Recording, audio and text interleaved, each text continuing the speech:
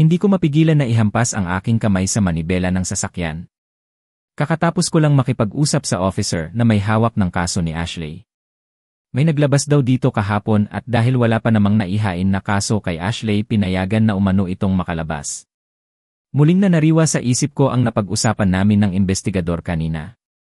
Sorry sir, kahapon pa po namin kayo hinihintay para masampahan na kaagad ng kaso ang suspect. Hinihintay din namin ang ilang ebidensya na isusumite nyo. Kaya lang hindi po kayo dumating. Wala pang 5 oras na nakadetain si ma'am, may dumating pong abogado kahapon at isang lalaki, imporma nito. Gulat akong napatitig dito. Sino sila? Kilala ba sila ng asawa ko? Seryoso kong tanong. Ang alam ko wala masyadong kakilala si Ashley dito sa Manila. Naghalungkat ito sa mga papeles na nasa harap niya at muling tumitig sa akin. Dr. Lorenzo Jimenez po. Halos magwala pa siya dito kahapon lalo na nang makita niya ang sitwasyon ni ma'am. Inilaban niya ang kaso ni Elrea Ashley at hinalungkat lahat ng legalities na pagkakahuli nito kasama ng kanyang abogado, pagbabalita nito. Pigil ang emosyon na nagpaalam na ako dito. Agad akong bumalik ng kotse habang nakakuyom ang kamao. Lorenzo, ikaw na naman, bulong ko at agad na pinaarangkada ang kotse. Agad akong bumalik ng hospital upang makumpronta ang taksil kong kaibigan. Huwag niyang sabihin si Ashley na naman ang kanyang gustong kunin sa akin. Hindi ako papayag. Dumiritso na ako sa opisina ni Lorenzo. Since isa siyang doktor at tagapagmana ng hospital, kilala siya ng lahat. Hindi na ako kumatok pa nang matagpuan ko ang opisina nito. Agad kong binuksan at diretsong pumasok sa loob. Naabutan ko pa itong prenteng nakaupo sa kanyang swivel chair habang may kung anong bagay na pinapanood sa kanyang monitor. Hindi man lang ito nagulat nang dumating ako. Kalmado itong tumitig sa akin at pinatay ang kung kanyang pinapanood. Napasugod ka yata. Kung hindi importante ang kailangan mo, mabuti pang umalis ka na. Kay Dr. Santos ka pumunta kung may mga gusto kang itanong tungkol sa kalagayan ng lola mo, kalmado nitong wika. Naikuyom ko ang aking kamao at galit itong tinitigan. Saan mo dinala ang asawa ko? Nasaan si Ashley? Bakas ang galit sa boses ko na tanong dito. Natigilan ito pagkatapos ay seryoso akong tinitigan. Ashley, iyan ba yung legal wife mo? Bakit sa akin mo hanapin? Hanapan ba ako ng nawawalang asawa? Nakangiti nitong tanong.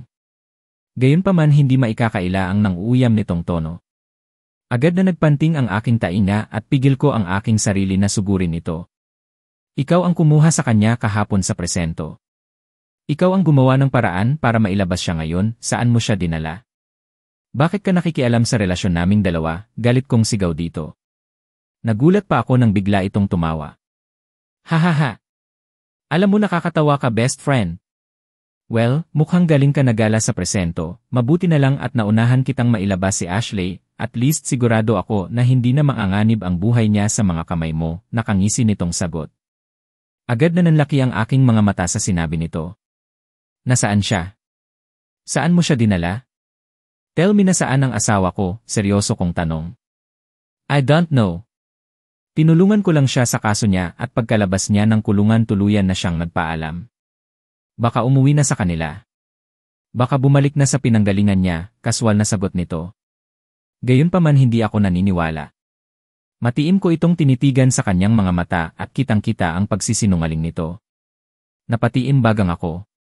Mukhang pinaglalaruan niya ako. Ano ang sadya mo sa kanya? Bakit kailangan mo siyang tulungan? Ilalabas ko din naman siya doon kapag mapatunayan ko na wala siyang kasalanan. Bakit ka nakikialam sa kung anong meron kami ng asawa ko? Tanong ko dito. Tumawa ito. Simple, pasyente ko siya. Ako ang nag-alaga sa loob ng 2 araw na wala siyang malay. Sa akin niya hiniling na tanggalin ang fetus sa kanyang sinapupunan. Hindi siya pwedeng magtagal sa kulungan, Ryder. Mahina si Ashley at pwede siyang magkakomplikasyon dahil sa ginawa mo.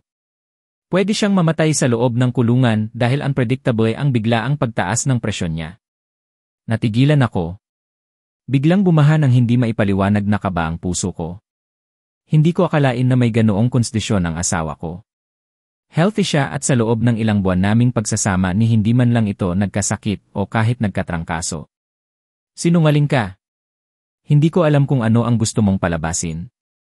Asawa ko ang pinag-uusapan dito, Lorenzo, at wala akong balak na pahirapan siya sa kulungan. Ngayong alam ko na ang totoo sa mga nangyari kay Lola, ilalabas ko naman siya kaagad, seryoso kong sagot dito. Agad itong nagtaas ng kilay. Ganoon lang ba kadali sa iyo magpakulong ng isang inosenteng tao? Lalo na ng sarili mong asawa. Hindi ka ba nahihiya sa sarili mo, Ryder? Isa lang ang ibig sabihin nito, wala kang tiwala sa kanya. Makasarili ka at sarado ang utak mo sa lahat ng gusto niya, balik na sigaw nito. Nakita ko kung paano manlisik ang kanyang mga mata habang sinasabi ang katagang iyon. Bakit? Ano ang palagay mo sa asawa mo? Isang laruan na kapag sawa ka na basta mo na lang itapon. Ganoon lang ba sa iyo kabilis magpakulong ng isang kawawang babae na walang laban, muling sigaw nito. Wala kang kwentang asawa. Kung may natitira ka pang awa sa kanya, hindi mo na dapat siyang hanapin. Uwi siya kapag gusto niya since hindi siya nagpapakita sa'yo, ibig lang sabihin noon sinukuan ka na niya. Isa pa, hindi ba't gusto mo na siyang itapon dahil bumalik na sa'yo si Ingrid? Dapat magpasalamat ka pa nga sa akin, ngayon ako na mismo ang naglayo sa iyo kay Ashley, ito ang pambawi ko sa lahat ng kasalanan na nagawa ko sa iyo sa inyo ni Ingrid. Ako na mismo ang maglalayo sa taong magiging hadlang sa inyong pag-ibigan. Or gusto mo bang ako din ang gagastos sa annulment nyo? Para happy together na kayong dalawa ng salot na Ingrid na yun?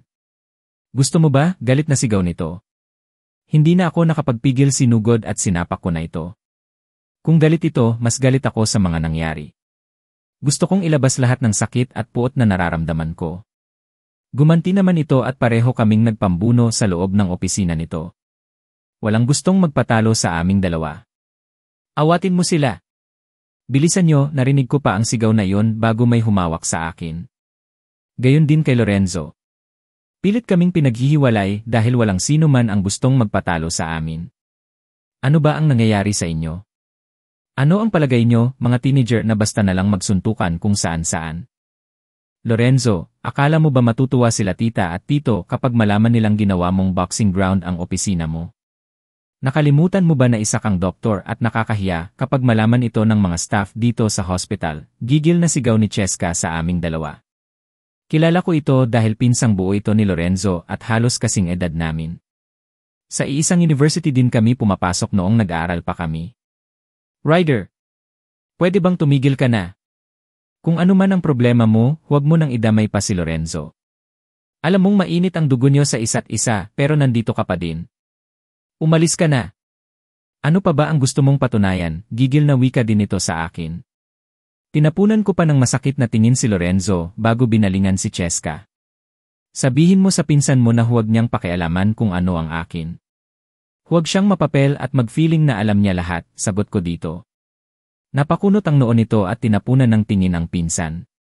Kapag malaman ko na itinago mo lang si Ashley sa akin, baka isa na sa atin ang mamaalam sa mundo sa susunod natin na pagkikita, gigil na wika ko kay Lorenzo. Wala akong pakialam, Ryder. Hindi mo ako madidiktahan sa kung ano man ang gusto kong gawin. Huwag kang mag-alala, kung sakaling nasa mga kamay ko man ang hinahanap mo, sisiguraduhin kong hindi ko gagawin ang mga kasamaang nagawa mo sa kanya. Hindi ko siya sasaktan at ibibigay ko sa kanya kung ano ang makakapagpaligaya sa kanya, seryoso nitong sagot. Muli akong natigilan. Sa mga sinasabi nito, alam kong may alam ito kung nasaan si Ashley. Kailangan ko lang magpaimbestiga para malaman kung saan niya ito dinala. May pera ka, di ba? Pwede mong gamitin iyon para mahanap mo kaagad siya. Iyon kung may concern ka pa sa kanya. Hindi na tayo magkaibigan.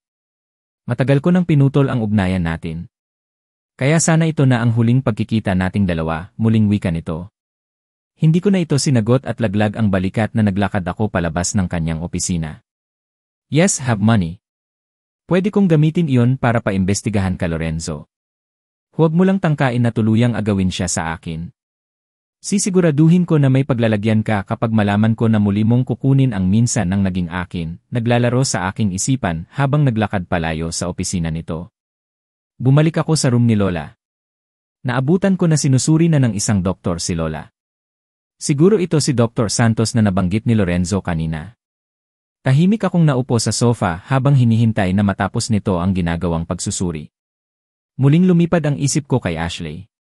Alam kong wala akong matinong sagot na makukuha kay Lorenzo, pero gagawin ko ang lahat para muli siyang matagpuan.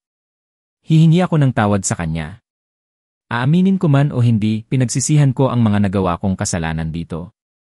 Gusto kong makabawi sa lahat ng pagkakamali na nagawa ko. Ngayon ko lang na-realize na napakalaki ko palang gago. Dalos ako ng desisyon at naging bulag ako at manhid sa posible niyang maramdaman kapag makita niyang magkasama kami ni Ingrid. Si Ingrid, kasalanan niyang lahat ito. Kung hindi sana siya nagbalik, masaya pa sana kaming nagsasama ni Ashley. Hindi sana mangyayari ang ganito kalaking gulo. Sir, maayos na po ang kalagayan ng lola mo. Hihintayin lang natin na maghilom ng kaunti ang kanyang sugat sa ulo at pwede na po siyang lumabas ng hospital. Naputol ang pagmumuni-muni ko nang marinig kong nagsalita ang doktor na tumitingin kay lola. Tulala akong tumitig dito sa baytango. Gagamutin ko na din po ang sugat sa noo mo, sir. Baka maimpeksyon yan kung hindi malagyan ng benda. Muling wika nito. Agad kong kinapa ang noo ko. Hindi ko man lang namalayan na napuruhan pala ako ni Lorenzo sa bahaging iyon. Wala din akong nararamdamang sakit. Tumango na lang ako at hinayaan na ang doktor na gawin ang kanyang trabaho. Pagkatapos lagyan ng benda ang noo ko at gamutin ang ilang galos na natamo ko mula sa pakikipambuno kay Lorenzo, ay agad nang nagpaalam ang doktor. Sumabay na din ito ang nurse na nagbabantay kay lola, kaya naiwan akong malungkot na nakatingin sa kawalan. Kumusta na kaya siya? Nasaan ka na, Ashley? Hindi ko maiwasang bulong. Ipinikit ko ang aking mga mata habang inaalala ang masasaya naming pagsasama. Lorenzo, ano naman itong ginawa mo? Bakit mo pa kasi pinatulan si Ryder? Pwede ka naman tumawag ka agad ng security para makaiwas ka sa kanya. Bakas ang inis sa boses ni Cheska habang sinasabi ang katagang iyon. May hawak itong ice pack at idinidiin sa nasaktan kong nanga. Napuruha ako sa bahaging iyon at buti na lang hindi ako nalagasan ng ngipin. Kung hindi, isusumpa ko talaga ang Ryder na iyon. Ayaw kong masabihinan akong duwag. Kaya sa kung anumang pagkakataon, hindi ko atrasan ang gagong iyon. Nasapak niya na ako kaninang umaga at namimihasa na ang gagong iyon, inis na sagot ko. Regarding kay Ashley, sabihin mo nga sa akin ang totoo. Nasaan siya? Seryoso nitong tanong. Natigilan ako pagkatapos tumitig dito. Nasa bahay. Kakausapin sana kita ngayon regarding sa kanya. Hindi ko siya pwedeng alagaan dahil sa sitwasyon ko ngayon. Alam kong hindi titigil si Ryder at pasusundan niya ako para lang matagpuan si Ashley. Alam kong nagdududa siya na may alam ako kung nasaan ang asawa niya. Hindi maganda ang lagay ni Ashley at kailangan niya ng doktor na tututok sa kanya. Makikiusap sana ako sa iyo, Cheska. Pwede bang ikaw na muna ang bahala sa kanya? Mahaba kong wika dito. Natigilan ito. Bakit hindi mo na lang siya ibalik sa asawa niya? Mukhang natuto na ng leksyon ang Ryder na yon. Kahit anong mangyari, walang may ibang karapatan kay Ashley kundi ang asawa niya lang. Sagot nito. Natitigilan ako. No. Mas lalong masasaktan si Ashley kapag hayaan natin siyang bumalik kay Ryder. Walang ibang tutulong sa kanya kundi tayo lang, puntahan mo siya sa bahay. Tignan mo ang sitwasyon niya pagkatapos sabihin mo sa akin kung mali ba ang desisyon ko na tuluyan na siyang ilayo sa gagong Ryder na yon. Seryoso kong sagot dito. Halos 3 araw pa kaming nagtagal sa hospital nang magpasya si Dr. Santos na i-discharge na si Lola. Pwede na daw itong umuwi at sa bahay na lang ituloy ang pagpapagaling at pag-inom ng gamot nito. Agad naman akong pumayag dahil sa 3 araw na yon hindi ako maalis sa tabi nito. Personal kong inaalagaan si Lola sa hospital at hindi na din muna ako pumapasok ng opisina. Kapag may mga importanteng papeles akong pipirmahan, dinadala ito ni Anton sa hospital. Hangat maari ayaw kong mawalay sa paningin ko si Lola. Malaki ang kasalanan ko dito at gusto kong makabawi. Sa 3 araw na yon hindi na din nagpakita pa si Ingrid sa akin. Hindi man diretsang sinasabi ni Lola alam kung may kinalaman ito sa pagkakalaglag ni Lola sa hagdan. Si Ingrid ang naabutan ko sa taas ng hagdan pagkalabas ko ng kwarto. Pagkatapos agad nitong sinabi sa akin na si Ashley ang may kagagawan kaya nahulog si Lola. Si Ashley, kumusta na kaya siya? May mga inutusan na akong mga tao na hanapin ito. Pero wala silang makuhang maayos na lead na magtuturo sa kinaroroonan ni Ashley. Pati si Lorenzo pinasubaybayan ko na din, wala namang kahina-hinala sa kilos nito. Kondo hospital lang daw ang ginagawa nito. Pinatingnan ko na din ang kondo nito pero nag-isa lang ito doon. Walang kahit ni isang bakas ni Ashley. Mukhang totoo ang sinabi ni Lorenzo na pagkatapos nitong palabasin ng kulungan si Ashley, hinayaan niya na itong lumayo. Mukhang pati ang probensyang pinanggalingan ni Ashley ay kailangan ko nang ipasilip. Baka sakaling umuwi ito doon. Pagaling ko, pwede mo na akong ipaubaya sa home for the aged. Nagulat pa ako nang biglang nagsalita si Lola. Simula nang nalaman nito na ipinahuli ko sa mga pulis si Ashley, ay hindi na ako nito kinakausap. Masama ang loob nito sa akin. La, huwag kayong magsalita ng ganyan. Aalagaan ko po kayo, sagot ko dito. Malungkot itong tumanaw sa kawalan. Kung may balak kang makasama si Ingrid sa iisang bubong, hindi matatahimik ang lahat. Ayaw ko sa babaeng iyon at mas gustuhin ko pang mamuhay ng mag-isa kaysa kasama kita, Ryder. Malungkot na sagot nito. Napansin ko din ang pamamasa ng gilid ng mga mata nito dahil sa pagpipigil na maiyak. Parang kinurot ang puso ko sa nakikitang paghihirap ng kalooban ni Lola. Kasalanan ko ang lahat ng ito. Hindi magyayari iyon, La. Hayaan mo, gagawin ko ang lahat para muling bumalik si Ashley sa bahay.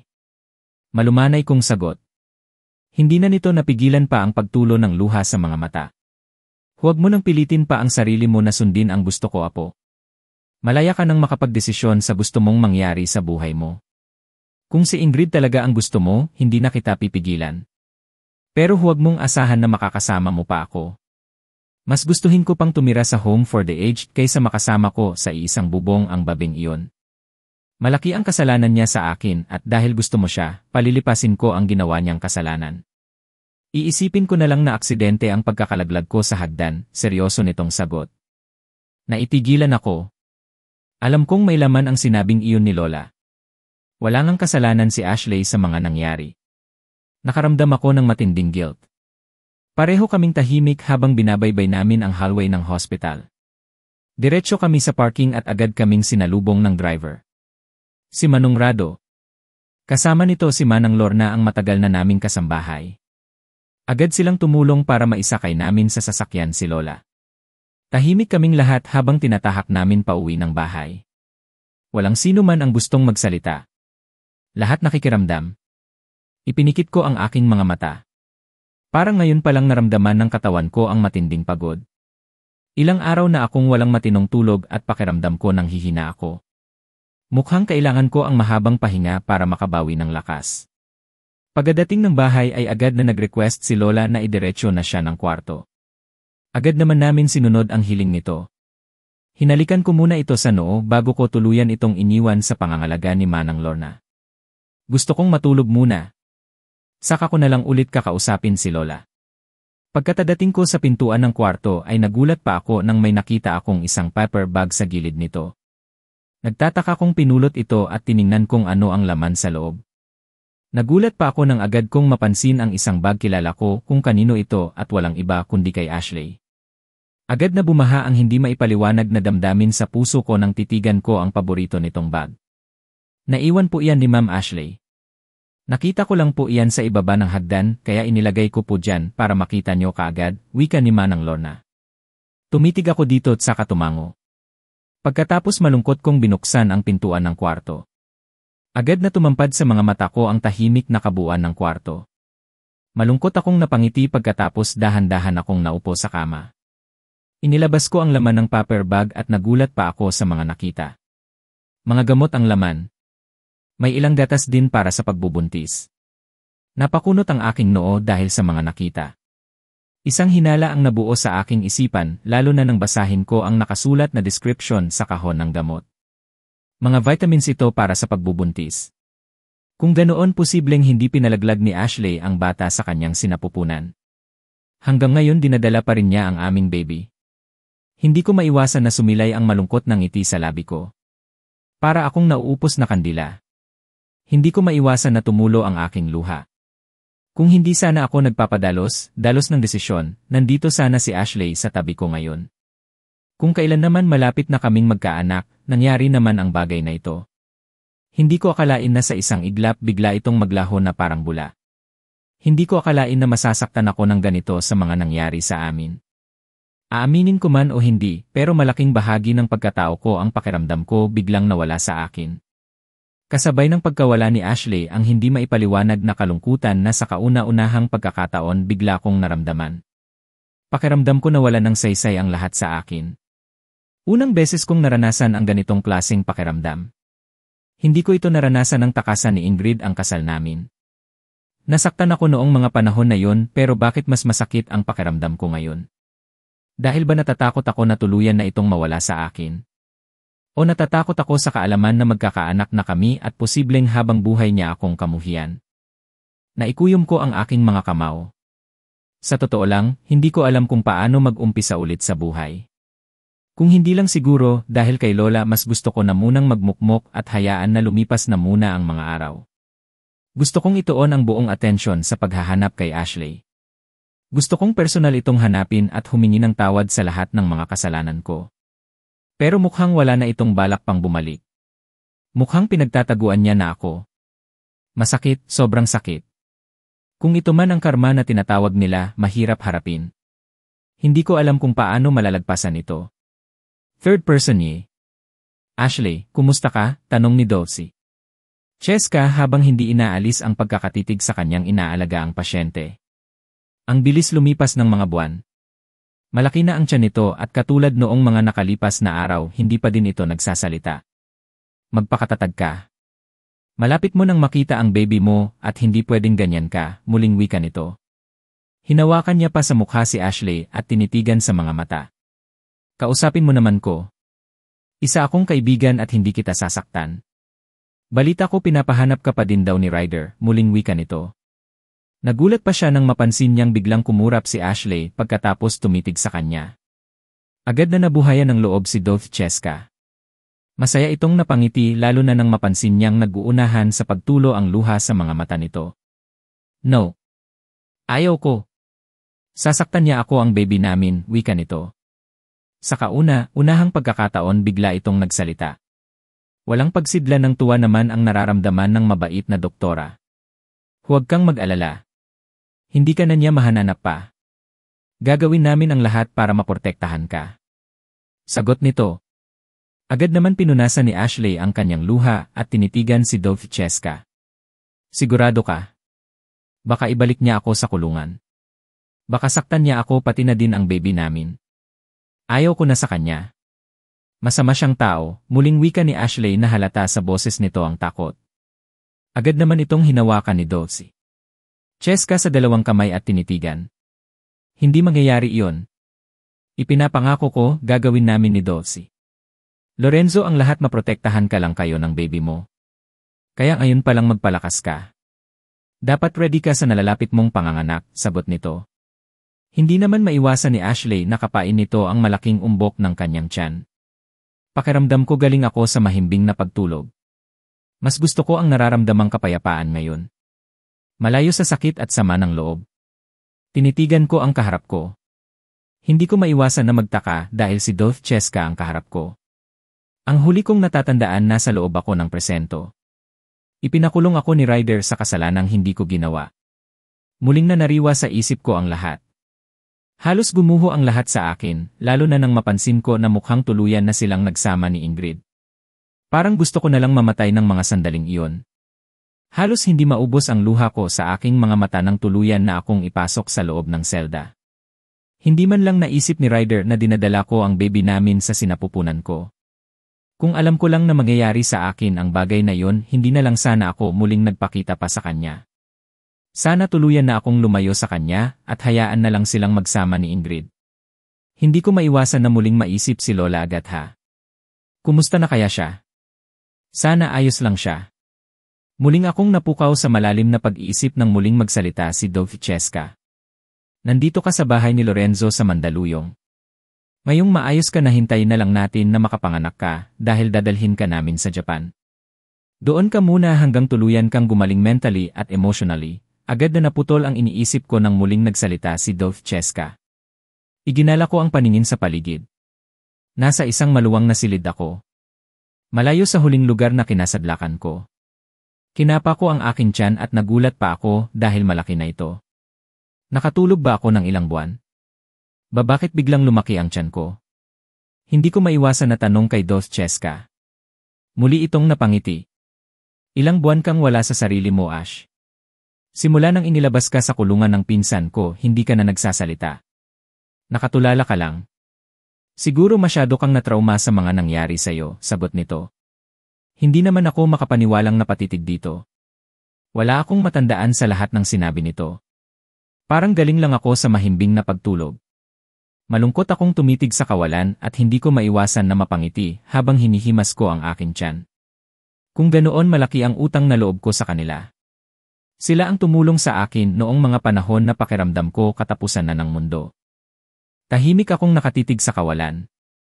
7 years ang mabilis na lumipas pero hindi man lang nabawasan ang sakit ng kalooban na nararamdaman ko ngayon. Hindi ko akalain na kinaya kong harapin ang buhay na wala si Ashley. Tinanggap ko na sa sarili ko. Huli na nang na-realize ko kung gaano pala ito kahalaga sa akin. Kung kailan inamin ko na sa sarili ko na mahal ko na siya, saka naman siya naglaho na parang bula. Wala man lang siyang iniwan na kahit kaunting bakas. Personal ko na din pinuntahan ang probensyang pinaggalingan niya. Pero ayon sa mga napagtanungan ko hindi nagagawi sa lugar nila si Ashley. Lumuwas daw ito ng Maynila pagkatapos makagraduate sa kursong accountancy at hindi pa umuwi. Mahirap na hanapin ang isang taong ayaw magpahanap. Araw-araw akong nagdurusa sa ginawa ko dito. Kung alam ko lang na mangyayari ito, hindi sana ako nagpadalos-dalos ng desisyon noon. Aminado akong kasalanan ko ang lahat. Walang ibang dapat sisihin sa mga nangyayari sa akin ngayon kundi sarili ko lang. Ipinagdarasal ko na lang na sana muling mag-cruise ang landas namin balang araw.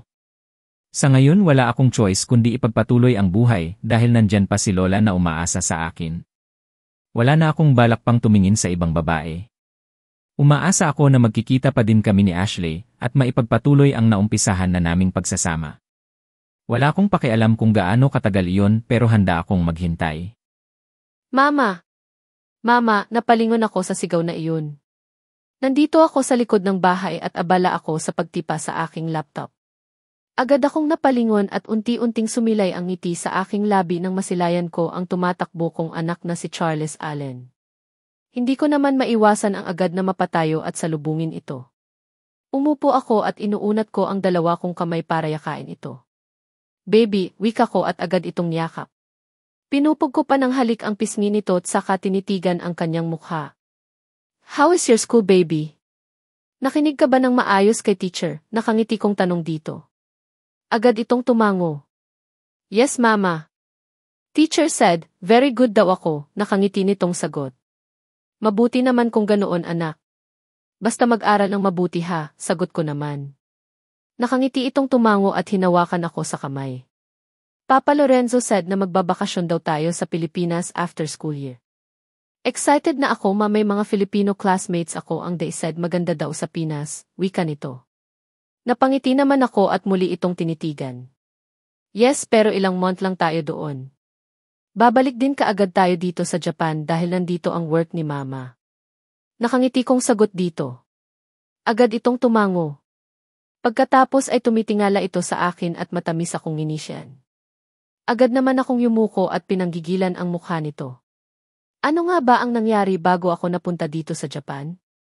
Well, after kong naipanganak si Charles Allen agad na inayos ni Lorenzo at Cheska lahat ng mga travel documents ko. Hindi naman sila nahirapan dahil maraming koneksyon ang kanilang pamilya. Noong mga unang taon namin ni Baby Charles ay kasama ko pa si Cheska dito. Pero nang mapansin nito na maayos na ako ay nagpa siya itong muling bumalik ng Pilipinas para bumalik sa pagiging doktor doon.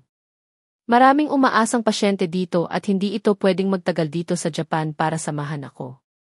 3 years old si Charles nang sinubukan kong mag-apply ng trabaho. Sakto naman nang nakapasok ako sa isang kilalang shipping company dito sa Japan. Malaki ang offer na sahod at sobra-sobra ito sa lahat ng pangangailangan namin ng anak ko. Wala namang problema dahil kasama ko naman si Yaya Saling. Siya ang nag-aalaga kay Charles kapag nasa trabaho ako. Malaki ang pasasalamat ko kay Lorenzo dahil hindi ako nito pinabayaan. Kahit abala ito sa Pilipinas, hindi nito nakakalimutan na kumustahin kami dito sa Japan. Minsan ko na din nakilala ang mga magulang nito at katulad ni Lorenzo maayos ang pakikitungo nila sa akin. Akala pa nga nila anak si Lorenzo si Charles. Pero nang ipinaliwanag naman sa kanila ang sitwasyon ko naintindihan naman nila ang lahat. Gayunpaman hindi pa rin maiwasan na naging malapit ang loob nila sa anak kong si Charles. Hangat maaari wala na sana akong plano pang bumalik ng Pilipinas. Pero muli kong naisip sila nanay at tatay. Matagal na panahon na din na hindi na ako nakauwi sa amin. Naputol na din ang communication ko sa kanila. Miss na miss ko na sila at isa ito sa mga dahilan kaya pumayag akong bumalik ng Pilipinas. Kahit saglit lang. Mama, I said, I'm hungry na. Naputol ang pagmumuni-muni ko nang muli kong narinig ang boses ni Charles. Nakatitig ito sa akin. Hindi ko maiwasan na mapailing dahil habang lumalaki nakukuha nito ang hitsura ng kanyang ama. Si Ryder James Sebastian. Ang lalaking halos sumira ng buhay ko. Okay, nagluto kami kanina ni Nana Isaling ng favorite mo, nakangiti kong wika dito. Agad na nanlaki ang mga mata nito dahil sa tuwa. Spaghetti and fried chicken, excited na tanong nito. Natawa ako at hinila na ito papasok sa loob ng bahay. Diretso kami ng kitchen at kita ko ang tuwa sa kanyang mga mata nang tumampad sa harap nito paborito nitong pagkain. Wow! I love it, bulalas pa nito. Natawa na lang ako. Pagkatapos ay sinalinan ko na ng pagkain ang kanyang pinggan. Gusto mo bang sumama sa akin mamaya baby? Tanong ko dito habang pinagmamasdan itong kumakain. Saan tayo pupunta? Inosenteng tanong nito. Sandali akong nag-isip. Bibili ng pasalubong kina lola at lola mo. Pati na din kina tita at tito mo, sagot ko dito. Sandali itong nag-isip saka tumitig sa akin.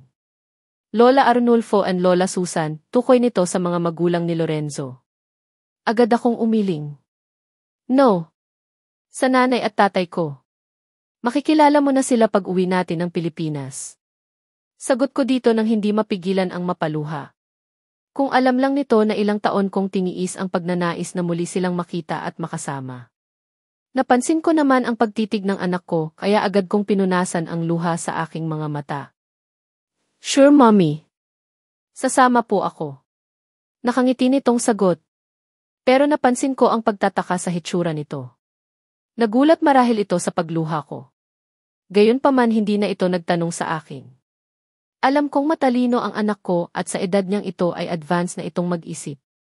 Isa pa nasanay na din siguro ito na nakikita akong palaging umiiyak. Kahit anong gawin ko hindi ko talaga maiwasan na mapaluha. Lalo na kapag maalala ko ang masalimuot kong mga pinagdaanan. Gayunpaman pinipilit kong maging matatag. Hindi ra sa sarili ko, kundi para sa anak ko. Mabilis na lumipas ang mga araw. Namalayan ko na lang nalulan na kami ng eroplano pa uwi ng Pilipinas. Wala namang problema dahil nangako si Lorenzo na susunduin niya kami sa airport. Pagkalabas pa lang namin ng airport ay agad kong nakita ang nakangiting si Lorenzo. Nagulat pa ako nang biglang tumakbo dito si Charles habang sumisigaw ng si Papa. Papa Lorenzo, I miss you so much, wika pa nito sabay yakap dito. Hindi ko naman maiwasan na makaramdam ng hiya dahil sa inasal ng anak ko. I miss you too, baby Charles. Kumusta ang Japan? Nakangiti nitong sagot at agad na kinarga ang anak ko. Hay nako, ibaba mo siya. Mabigat na ang batang iyan at ang hilig pa rin magpakarga. Wika ko nang makalapit ako sa kanila. Nakasunod naman sa akin ang nakangiting si Yaya Saling. Ngayong nandito kami sa Pilipinas, pansamantala muna itong uwi sa bahay ni Lorenzo sa Mandaluyong. Kumusta ka na? Mukhang hiyang ka talaga sa Japan ah. Ang laki ng ipinagbago mo, nakangiti nitong wika sa akin. Hindi ko naman maiwasan na muling matawa. Sis, para namang ayon lang tayo ulit nagkita. Halos taon-taon kang nagbabakasyon doon at kung makapagsabi naman na malaki ang ipinagbago ko parang ayon mo lang ako nakita sa loob ng 7 taon, reklamo ko dito. Napahalakhak naman ito sabay titig sa mukha ko. Hindi ko lang akalain na muli ka palang aapak ng Pilipinas, Ash. Noon kasi halos isumpa mo ang bansang ito. Sagot nito. Hindi ko naman maiwasan na matawa. Depressed pa ako noon no? Puno pa ng sakit ang puso ko kaya nasabi ko ang bagay na iyon, sagot ko naman. Napailing na lang ito at sinenyasan nito ang kasamang lalaki na kunin ang mga bagahe namin. Pagkatapos sumunod na kami dito at isa-isang ikinarga na ang aming mga dala sa kotse. Gusto sana nila mommy na sa bahay ka na muna dumiretso. Miss na daw nila si Baby Charles, alam mo naman ang mga magulang ko, parang apo na ang turing nila sa anak mo, nakangiting wika ni Lorenzo. Hindi ko naman maiwasan na mapaisip. Pagkatapos ay agad akong umiling. Sa pagbalik na lang namin ng probensya, kami dadalaw sa kanila, Enzo. Maikli kong sagot dito. Baka kasi madelay pa ang uwi namin ng probensya, kung sa bahay pa nila kami didiretso. Nakita ko kung gaano nila kagustong makasama si Charles. Palibhasa wala pa silang apo kaya halos ituring nilang kadugo ang anak ko. Okay, sa kondo muna tayo. Bukas na lang kayo babiyahe pa uwing probensya. Mas maiging magpahinga muna kayong dalawa ni Charles dahil alam kong pagod kayo sa biyahe, wika nito. Agad naman akong tumango. Isa pa iipon pa din ako ng lakas sa muling paghaharap namin ng mga magulang ko. Kumusta na kaya sila? Galit kaya sila sa akin? Hindi mo na kailangang samahan kami sa probensya, Enzo. Kaya na namin mag-ina bumiyahe papunta doon, wika ko pagkadating namin ng kondo. Napansin ko kasi ang mga traveling bag sa sulok at mukhang ready nang samahan kami sa aming biyahe bukas. Nakapangako na ako sa iyo noon pa, Ash. Sasamahan kita kahit saan ka magpunta kapag nandito ka na sa Pilipinas. Ito na din ang magiging bakasyon ko pagkatapos ng ilang taon na napagtatrabaho sa hospital. Nakapagpaalam na ako kina mommy at daddy at pumayag naman sila basta umattend daw kayo sa kanilang wedding anniversary. Nakangiti nitong wika. Wala na akong nagawa pa kundi tumango na lang. Alam kong hindi na magbabago pa ang isip ni Lorenzo. Hindi nagbago ang pagtrato nito sa paglipas ng taon. Hindi ako sinukuan at sinigurado nitong maayos ang kalagayan namin sa Japan. Hindi man ito ang personal na nag-alaga sa akin pero ramdam ko ang kanyang pakikisimpatya sa mga nangyari sa akin. Sinigurado din nito na maayos na ang aking kalusugan bago pinauwi ng Pilipinas si Desi. Cheska. Malaki ang pasasalamat ko sa kanila dahil hanggang ngayon nandyan pa rin sila at lagi akong isinisingit sa kanilang schedule. Nagkaroon din ng father figure si Charles dahil kay Lorenzo. Masigit pa sa isang anak ang turing nito sa anak ko na siyang labis kong ipinagpasalamat. Hindi ko maiwasang malungkot nang sumagi sa isip ko si Ryder. Kumusta na kaya siya? Siguro may mga anak na din sila ni Ingrid ngayon. Simula nang pinakulong ako nito noon hindi na ako nagtangkapang makibalita tungkol sa kanila. Gusto ko nang mag-move on at ayaw ko nang dagdagan ang sakit ng kalooban na nararanasan ko noon. Mabilis na lumipas ang oras. Namalayan ko na lang nasakay na kami ng sasakyan ni Lorenzo at tinatahak na namin ang daan pa uwi ng probensya. Halos 5 oras din ang aming biyahe, kaya hindi ko maiwasan na makaramdam ng pagod. Gayunpaman excited ako sa muling pagharap namin ng pamilya ko. Nang makapasok kami sa barangay namin, hindi ko maiwasan na mamangha sa aking nakikita ko. Malaki na ang ipinagbago at sumabay din ang lugar namin sa pagbabago ng panahon. Halos wala na ang payak na pamumuhay ng sta. Eins. May mga nakikita na akong malalaking istruktura. Saan dito ang bahay niyo, Ash? Pukaw sa akin ni Lorenzo. Agad kong iginala ang tingin sa paligid. Sa laki ng ipinagbago ng lugar namin, halos hindi ko na maalala ang daan papunta sa amin. Ihinto mo muna ang sasakyan sa tabi, Manong. Agad na wika ko sa driver ni Lorenzo. Agad naman itong tumalima at kaagad akong bumaba nang makita ko ang babaeng naglalakad sa gilid ng kalasada. Agad kong tinawag ang pangalan nito. Natalia, tawag ko. Agad itong lumingo sa akin at kita ko ang pagkagulat sa mukha nito nang titigan ako. Ate Ashley, tanong nito. Agad akong lumapit dito at niyakap ito. Ate, ikaw nga, wika nito kasabay ng pag-iyak. Hindi ko naman mapigilan ang mapaiyak habang mahigpit ko itong niyakap. Bakit ngayon ka lang umuwi? Saan ka ba galing? Wika nito nang mahimasmasan ito. Kumalas pa ito sa akin at tinitigan ako sa mukha. I'm sorry. Mahabang kwento, luha kong sagot ko kay Natalia. Ang bunso kong kapatid. Kumusta na? Si nanay at tatay? Miss ko na sila, miss ko na kayo, wika ko habang humihikbi. Sa bahay na lang tayo mag-usap, ate. Kahit asensado na ang lugar natin, marami pa ring tsismoso at simosa dito, sagot nito. Hindi ko naman maiwasan ang matawa. Pagkatapos ay niyaya ko na ito sa sasakyan para makilala din nito si Lorenzo, pati na din ang kanyang pamangkin na si Charles. Diyos ko! Ashley anak, ikaw na ba iyan? Salamat sa Diyos at nagbalik ka na. Narinig kong sigaw ni Nana Iluz habang papasok kami ng bakuran. Hawak ko sa kanang kamay si Charles at agad ko itong nabitawan nang makita ko na nagmamadaling naglakad pasalubong sa amin si Nana Iluz habang nakasunod naman dito si Tatay Boyet. Nay, umiiyak kong wika at agad na yumakap nang makalapit na ako sa kanya. Hindi ko mapigilan ang pag-uunahan sa pagpatak ang luha sa aking mga mata. Sobra ko silang namiss. Anak, salamat sa Diyos at nandito ka na. Salamat at muli kang nagpakita sa amin. Wika naman ni Nana habang umiiyak at naramdaman ko pa ang paghaplos nito sa likod ko. Sorry, wika ko dito. Naramdaman ko naman ang paglapit ni tatay kaya kumalas na muna ako dito at hinarap si tatay. Nakita ko ang kislap ng tuwa sa mga mata nito habang nakatitig sa akin. Hindi ko napigilan ang aking sarili at niyakap ko ito. Ilang ulit akong bumulong na taos pusong kapatawaran sa kanya. Anak, wala kang kasalanan. Ang importante, nandito ka na. Nagbalik ka na, panganay ko. Wika nito at ramdam ko ang pagpipigil nito ng emosyon. Ilang minuto din akong umiyak sa balikat nito habang paulit-ulit na sinasambit ang katagang sorry. Nang mahimasmasan ay kusa na akong kumalas dito. Pagkatapos ay binalingan ko ang aking anak na si Charles, pati na din si Lorenzo na tahimik lang na nakamasid sa amin. Napabaling naman ang atensyon nila nanay at tatay sa dalawa kong kasama, kaya nilapitan ko ang aking anak. Nay, tay, gusto ko pong makilala niyo siya. Ang apo niyo si Charles Allen, wika ko sa kabila ng paghikbi. Nakita ko pa ang pinaghalong pagkagulat at tuwa sa mga mata nila nanay at tatay at agad nilang nilapitan ang kanilang apo. Tumingin pa sa akin ang anak ko at saka ako tumango. Agad naman itong lumapit kila nanay at tatay at nagmano. Nakita ko ang pagtulo ng luha sa mga mata ni tatay habang nakatitig kay Charles. May apo na kami? Diyos ko! Ang gwapo ng apo ko. Sambit ni tatay at agad na kinarga si Charles. Lalo naman akong naluha sa ginawa ng ama ko. Naramdaman ko pa ang pag-akbay sa akin ni Lorenzo, kaya nakangiti ko itong binalingan. Malaki ang utang na loob ko dito. Kung hindi sa kanya, hindi ko sana masisilayan ang masayang tagpo na ito.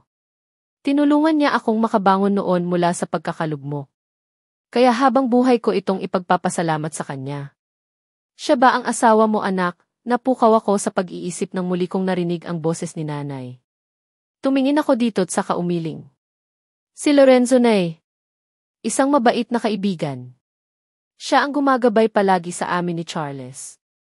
Nandyan siya kapag kailangan namin siya. Lorenzo, si nanay at tatay sila ang isa sa mga dahilan kung bakit pinili kong bumalik ng Pilipinas, pagpapakilala ko sa kanila. Napansin ko ang pagtataka sa mukha ni nanay habang nakatitig kay Lorenzo. Hay, hindi siya ang tatay ng apo namin, narinig kong tanong ni Tatay Boyet. Nakangiti akong umiling. Ninong po siya ni Charles Tay. Isang kaibigan na handang protektahan kami kahit kanino, sagot ko naman. Ikinagagalak ko po kayong makilala, tay, nay. Ako po ang doktor at kaibigan ni Ashley, nakangiti nitong wika. Nanlaki ang mga mata ni nanay at muling bumaling sa akin. Doctor, bakit may sakit ba ang anak ko? Tanong ni nanay. Agad naman kaming umiling. Wala po, nay. Ang ibig pong sabihin ni Lorenzo, doktor po siya at magkaibigan kami, sagot ko. Agad naman itong napatango at binalingan ulit ang apo nito. Samantalang tahimik lang na nakamasid sa amin si Natalia. Ate, marami kang dapat na ipaliwanag sa amin. Saan ka ba nagpunta? Alam mo bang sobrang nag-alala kami sa iyo, wika nito. Nakangiti ko naman itong binalingan. Mahabang story, Natalia. Pero hayaan mo, kapag may time ako ikikikwento ko sa inyo ang lahat. Siya nga pala, nasaan si Andrew, tukoy ko sa isa ko pang kapatid. Nasa Dubai siya, ate. Doon na sila nakatira kasama ng kanyang asawa at anak, sagot ni Natalia. Nagulat naman ako. Kung ganoon kayong tatlo na lang ang nakatira dito sa bahay, tanong ko at tiningnan ang 2-story house namin. Katas ito sa 10 million na ibinayad sa akin noon ni Madam Agatha. Agad na tumango si Natalia. 8. Tiyak na matutuwa iyon kapag malaman niyang umuwi ka na, sagot nito. Pagkatapos ay napansin ko ang pagtitig nito kay Lorenzo. Ate, alam mo bang may mga kalalakihan na naghahanap sa iyo dito noon? Kaya nga sobrang nag-alala kami sa kalagayan mo. Akala talaga namin napahamak ka na, nagulat pa ako sa sinabing iyon ni Natalia.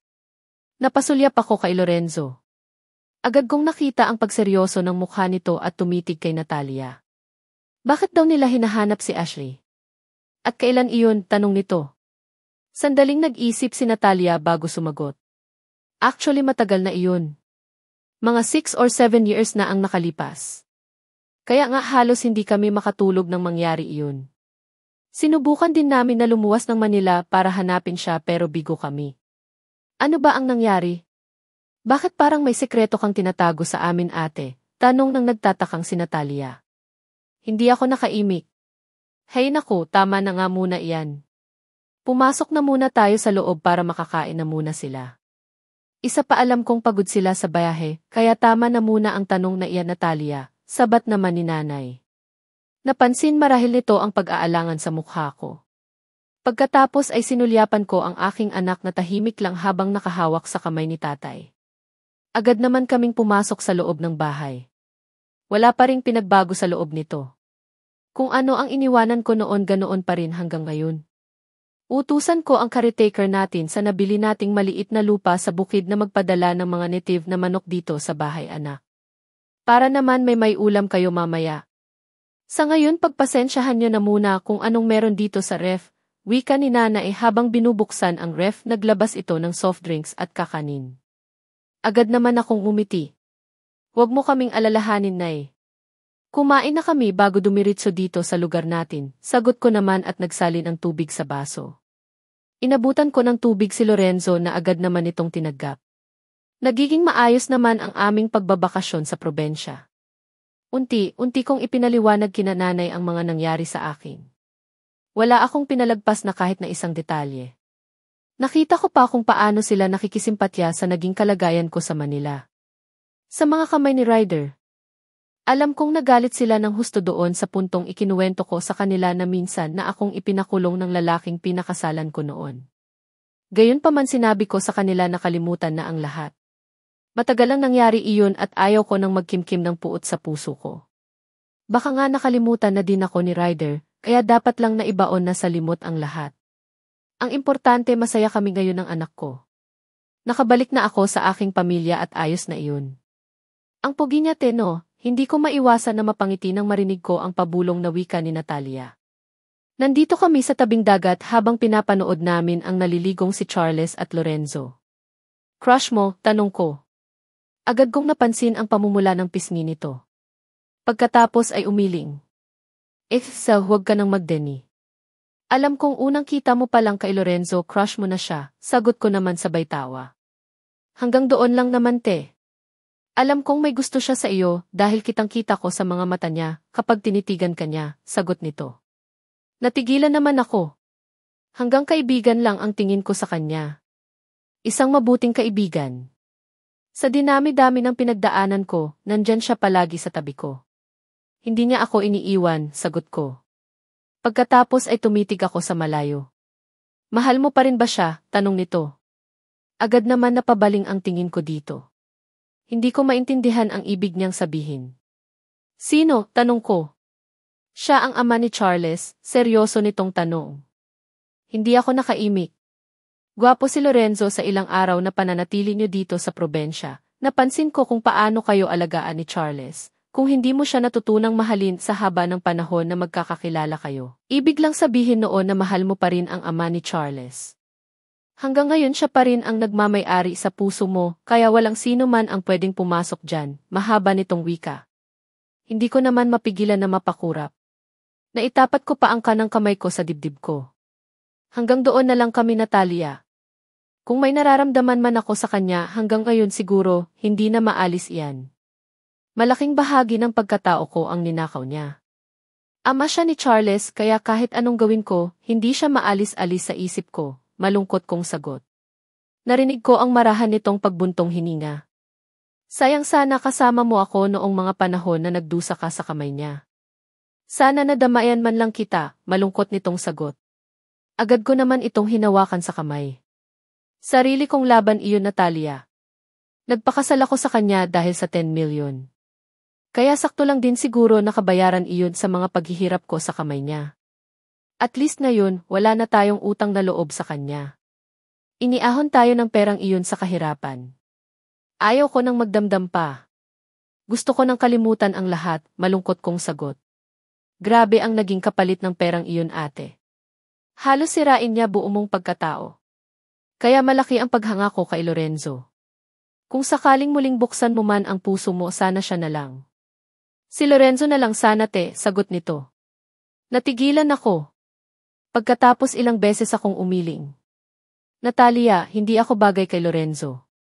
Mabuti siyang tao at may mas karapat, dapat na babae ang darating para sa kanya, sagot ko.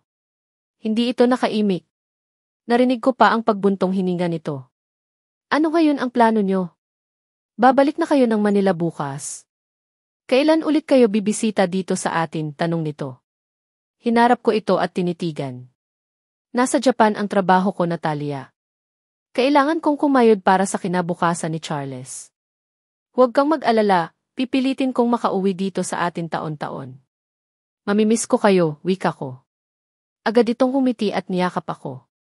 Thank you, Ed. Maraming salamat sa lahat ng sakripisyo mo sa amin. Isa kami sa dahilan ng pagdurusa mo. Salamat kasi nandyan ka, salamat dahil muli kang bumalik at sana mag-ingat ka palagi, wika nito. Nakangiti ko naman, hinaplos ang likod nito at saka ibinaling ang tingin kina Lorenzo at Charles na noon ay paahon na sa dagat. Agad ko silang nilapitan at iniabot kay Lorenzo ang tuwalya. Samantalang pinunasan ko si Charles at ibinalot ang tuwalya sa maliit na katawan nito. Sabay na kaming naglakad pa uwi ng bahay. Kinabukasan, maaga kaming bumiyahe paluwas ng Maynila. Mabigat man sa kalooban na muli kong liwan ang mga magulang ko at kapatid ko, pero kailangan kong gawin iyon. Hindi pwedeng titigil ako doon. May anak ako at kailangan kong kumayod para sa kanya. Ashley, ayos lang ba na dadaan muna tayo ng hospital bago dumiretso ng kondo? Basag ni Lorenzo sa katahimikan sa loob ng sasakyan. Tulog si Charles at pikit dilat naman ang ginawa ko. Kumikirot na naman kasi ang ulo ko. Inaatake na naman ako ng migraine. Sure. Walang problema, Enzo. Gusto ko din sorpresahin si Dos. Cheska. Nakangiti kong sagot. Agad kaming nakarating sa Amadeo Medical Center. Ang hospital na pag-aari ng pamilya ni Lorenzo at ang hospital na unang naging saksi sa paghihirap ko. Ang hospital din na ito ang naging daan para makilala ko ang mga tunay kong kaibigan. Si Lorenzo at Dos. Cheska. Mama, magpapa-check up po ba tayo? Agad na tanong ni Charles, habang nakatingala sa mataas na gusali ng hospital. No, Charles, may dadaanan lang si Papa Lorenzo mo tapos didiretso na tayo sa kondo. Pagod ka na ba? Masuyo kong tanong. Naglalakad na kami sa papasok ng hospital habang nakasunod naman sa amin si Lorenzo. Not yet, Mama. Ito po ba ang workplace ni Papa? Tanong nito. Agad akong tumango habang inililibot ang tingin sa paligid. Parang mas lalong lumuwag ang hospital na ito. Hindi kasi ganito ang setup nito noon. Naglalakad kami papunta sa elevator nang marinig kong may tumawag sa pangalan ko. Wala sa sariling napalingon ako at agad na kumabog ang dibdib ko sa aking nakita. Kung bakit naman sa dinadami-dami ng taong pwede kong makita ngayon.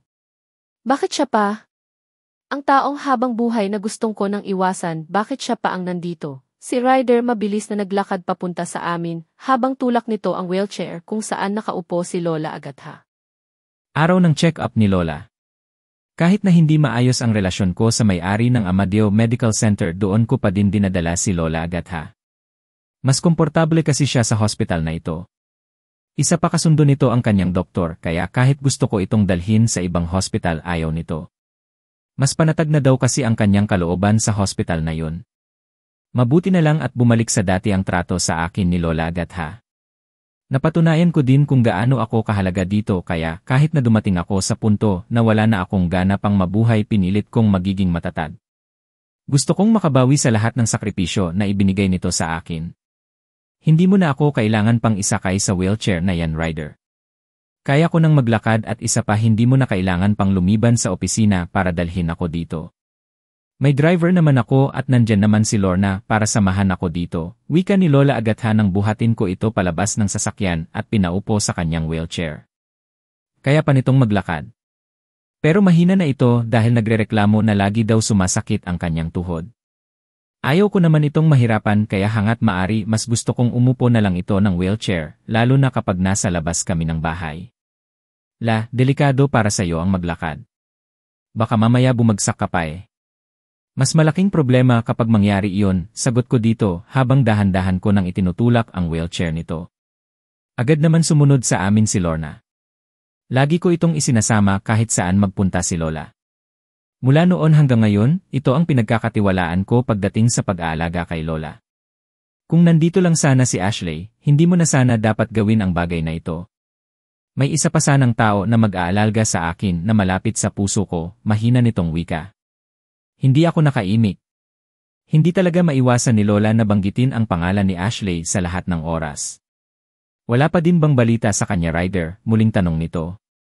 Sandali akong hindi nakaimik. Ramdam ko ang lungkot sa boses ni Lola habang binabanggit ang katagang iyon. Hayaan niyo pula, ipapahanap ko ulit siya, sagot ko dito. Pagkatapos ay dumako ang tingin ko sa mga naglalakad sa unahan namin. Agad na napakunot ang noo ko nang makita ko ang figura ni Lorenzo. Nasa unahan nito ang isang batang at isang babae.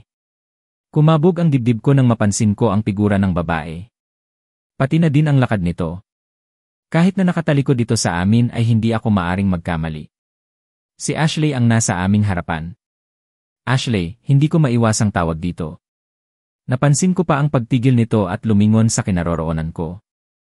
Nanlaki ang aking mga mata nang makita ko ang hitsura niya.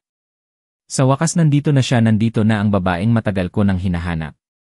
Napansin ko ang pagkagulat sa hitsura nito nang makita ako. Sandali itong tumitig sa akin at kay Lola agad ha. Dali-dali ko namang itinulak ang wheelchair ni Lola patungo sa kinatatayuan nito. Pero nagulat ako nang biglang humarang si Lorenzo. Good afternoon po. Nasa kabila ang opisina ni Dr. Santos, wika nito. Agad kong binitiwan ang wheelchair ni Lola at hindi pinansin si Lorenzo. Diretso akong naglakad sa kinaroroonan ni Ashley na noon ay nag-umpisa ng humakbang palayo sa amin. Ashley, wait, tawag ko dito. Hinawakan ko pa ito sa braso para lang harapin ako. Hay, hindi kita kilala, bitawan mo ako. Sagot nito sa malamig na boses. Natigilan naman ako at tinitigan ito sa mga mata. Ashley, paanong hindi kilala? Imposible, sagot ko dito. Pagkatapos ay unting natuon ang atensyon ko sa batang nasa tabi nito. Akmang hahawakan ko ang batang iyon nang muling nagsalita si Ashley. Let's go Charles, wika nito sa batang kasama at agad akong tinalikuran. Naiwan naman akong parang isang tuod habang nakatitig sa paglayo sa akin. Napansin ko pang agad silang sumakay ng elevator. Ang lakas talaga ng pang-amoy mo best friend, narinig ko pang wika ni Lorenzo mula sa likuran ko. Halata ang pang-uyam sa boses nito kaya naman agad ko itong nilingon. May kinalaman ka ba dito? Seryoso kong tanong. Nakita ko pa ang pagngiti nito bago sinulyapan si Lola. It's not appropriate kung mag-away tayo sa harap ng lola mo, sagot nito. Pagkatapos ay tinalikuran ako. Ihusundan mo si Ashley, ibalik mo siya sa bahab, agad na wika ni Lola. Baka sa boses nito ang panik. Hindi ko naman alam kung sino sa dalawa ang susundan ko. Si Ashley na tuluyan nang nakasakay sa elevator o si Lorenzo na pupunta sa kabilang dako. Sinenyasan ko si Lorna na siya na muna ang bahala kay Lola. Pagkatapos ay agad kong sinundan si Lorenzo. Lorenzo, kailangan nating mag-usap. Ano ang ginawa mo? Ikaw ba ang naglayo kay Ashley sa akin? May kinalaman ka ba dito? Tanong kong muli. Imposibleng wala itong kinalaman. Halatang magkasama sila ni Ashley. Isa pa, sino ang batang iyon? Siya na ba ang anak namin ni Ashley? Biglang kumabog ng husto ang puso ko. Tumigil naman ito sa paglalakad sa sinipat ako ng tingin. Wala akong panahon para makipag-usap sa iyo, Ryder. Matagal na tayong walang kaugnayan sa isa't isa. Hindi ko responsibilidad na sagutin ang tanong mo, sagot nito sa seryosong boses. Agad kong naikuyom ang aking kamao. Anak ko ba ang batang iyon? Seryoso kong tanong. Nakita ko ang pagngisi nito. Ryder, kailan ka pa nagkaroon ng interes para magkaanak? Ang naalala ko, gusto mong ipalaglag ang anak ipinagbubuntis noon ni Ashley. Bakit parang nagbago yata ang isip mo ngayon? Tanong nito na bakas ang pang-insulto sa boses. Hindi ko mapigilan na maikuyom ang aking kamao. Gustong-gusto ko na itong sapakin pero nag-alangan ako. Hindi makukuha ang lahat sa dahas. Kailangan kong makitapag-usap ng matino dito kung gusto kong makakuha ng maayos na impormasyon. Wala ka na doon, Lorenzo. Ang tanong ko ang sagutin mo. Anak ba namin ni Ashley ang batang iyon? May kinalaman ka ba kaya hindi ko matagpuan si Ashley, kahit anong gawin ko, muli kong tanong. Parang gusto kong magwala. Sa ikalawang pagkakataon, gusto na naman nitong agawin ang babaeng mahal ko. Kung sasabihin kong, ang sagot sa lahat ng tanong mo, may magagawa ka ba?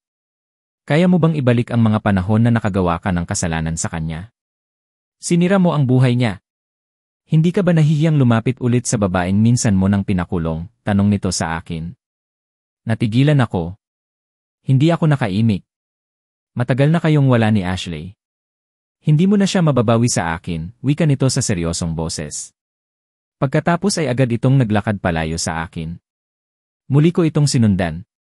Asawa at anak ko ang pinag-uusapan natin dito, Lorenzo. Hindi mo sila maagaw sa akin. Muli kong babawiin sa iyo si Ashley, kasama na ang anak namin. Ako lang ang may karapatan sa kanila, wika ko dito. Huminto ito sa paglalakad at muling bumaling sa akin. Nagawa ko na, Ryder. Matagal ko na silang nakuha sa iyo at hindi ganoon kadali para mabawi mo siya sa akin. Ako ang karamay ni Ashley noong mga panahon na lugmok siya. Ako ang naging sandalan niya noong mga panahon na pakiramdam niya nag-iisa na lang siya. Kaya kung ako sa iyo, hayaan mo na sila. Masaya na sila sa piling ko, sagot nito. Para naman akong sinapak ng makailang ulit sa sinabi nito. Hindi kayang tanggapin ng buong sistema ko ang sinabi nito sa akin ngayon lang. Sa totoo lang, gustong-gusto kong pirasuhin ito ng makailang ulit sa sobrang galit ng nararamdaman ko ngayon. Hindi ko matatanggap na mapunta sa ibang lalaki ang asawa ko. Lalo na ngayong nakita ko na ang anak namin. Ang anak namin na siyang naging bunga sa masaya naming pagsasama noon. Pues, huwag kang magpapakampanti. Babalik siya sa akin sa ayaw at gusto mo. Akin lang si Ashley. Tandaan mo iyan, seryoso kong sagot dito. Pagkatapos ay agad ko na itong tinalikuran. Mabilis akong naglakad sa kinaroroonan nila Lola. Hindi ko na sila nakita sa pinag-iwanan ko sa kanila kanina. Agad na akong dumiretso sa klinik ni Dr. Santos. Nadatnan kong inuumpisahan na nitong suriin si Lola. Pakiramdam ko nanginginig ang buo kong katawan dahil sa matinding galit. Ngayong nakita ko na ulit ang asawa ko. Hindi na ako papayag na malayo ito ulit sa akin. Mahal ko siya at hindi ako papayag na tuluyan siyang maagaw sa akin ni Lorenzo. Iho, nahabol mo ba siya? Suyuin mo siya, ibalik mo sa bahay natin si Ashley. Hindi ko na namalayan pa natapos na palang tingnan ng doktor si Lola. Nakatayo ito sa harap ko habang titig na titig sa akin. Hayaan mo la. Gagawin ko ang lahat para maiuwi agad siya sa bahay natin. Ngayon, kailangan niyo munang umuwi para makapagpahinga. Nandito lang sa hospital si Ashley at aabangan ko siya dito, seryoso kong sagot. Agad naman itong tumango. Pagkatapos ay binalingan ko si Lorna. Ikaw na muna ang bahala kay Lola, bilin ko dito. Napatango naman agad ito. Pagkaalis nila Lola at matyaga akong naghintay sa parking. Hinanap ko pa ang sasakyan ni Lorenzo. Alam kong lalabas din sila sa hospital na yan. Dito ko sila abangan sa labas. Wala pang halos 2 oras akong naghantay sa labas ng hospital nang mamataan ko ang paglabas ni Ashley at ng batang kasama nito. Naikuyom ko ang aking kamao nang mapansin ko na nakasunod dito si Lorenzo. Hindi ko mapigilan ang pagtulo ng luha sa aking mga mata nang mapagmasdan ko ang hitsura ng batang lalaki na kasama nito. Walang duda, anak ko nga siya. Nararamdaman ng puso ko na anak ko siya. Agad akong bumaba ng kotse at sinalubong sila. Nakita ko ang pagkagulat sa mukha ni Ashley nang makita ko. Ano na naman, Ryder, agad na wika ni Lorenzo. Hindi ko ito pinansin at hinawakan sa kamay niya si Ashley. Agad kong naramdaman ang pagpiglas nito pero hindi ko ito binitiwan. Bitawan mo siya, Ryder. Huwag kang bastos, gigil na wika ni Lorenzo sa akin. Hindi ko ito pinansin bagkos tinitigan ko sa mukha niya sa Ashley. Malamig ang titig na ipinukol nito sa akin. Bitawan mo ako. Wala na tayong dapat pang pag-usapan. Matagal nang tapos ang kung anumang namamagitan sa ating dalawa noon, wika nito. Hinila pa nito ang kamay niyang hawak ko pero hindi ko ito binitawan. Kausapin mo ako. Hayaan mo akong magpaliwanag, Ashley, sagot ko dito. Agad itong umiling. You're bad. Bitawan mo si Mama, natigilan ako nang marinig ko na nagsalita ang batang hawak ni Ashley. Agad na natuon ang atensyon ko dito. Hindi ako makapaniwala na kaharap ko na ngayon ang anak ko. Hindi ko mapigilan ang pagtulo ng luha sa aking mga mata. Unti-unting lumuwang ang pagkakahawak ko kay Ashley kaya nakawala ito sa akin.